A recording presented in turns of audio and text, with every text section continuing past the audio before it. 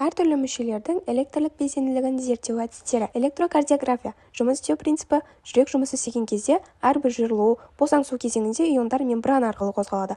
Бұл ток ағынын тудырады. Оны теріге қойылған электродтар тіркейді, ал нәтижесінде арнайы қисық сызық шығады. Артықшылықтары: жылдам, ауыртпайды, инфарктты алғашқы минуттарда анықтауға мүмкіндік береді. Электроэнцефалография принципі: мидың нейрондары электр импульстарын шығарады.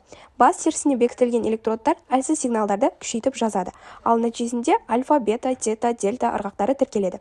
Ал маңызы бізде ұйқы кезінде баяу ырғақтар анық көрінеді. Келесі электромиография принципі: бұлшықет жиырылғанда пайда болатын әрекет потенциалы тіркеледі. Электрод бұлшықетке қойылады, нәтижесінде бұлшықеттің электрлік белсенділігінің қисық сызығы алынады. Маңызы: жүйке бұлшықет ауруларын ерте анықтайды.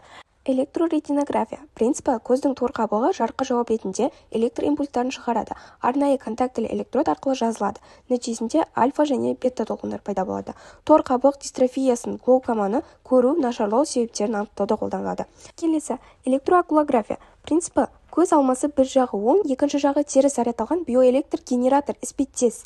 Көз қозғалғанда потенциал өзгереді. Нәтижесінде график түрінде көздің қозғалысы жазылады.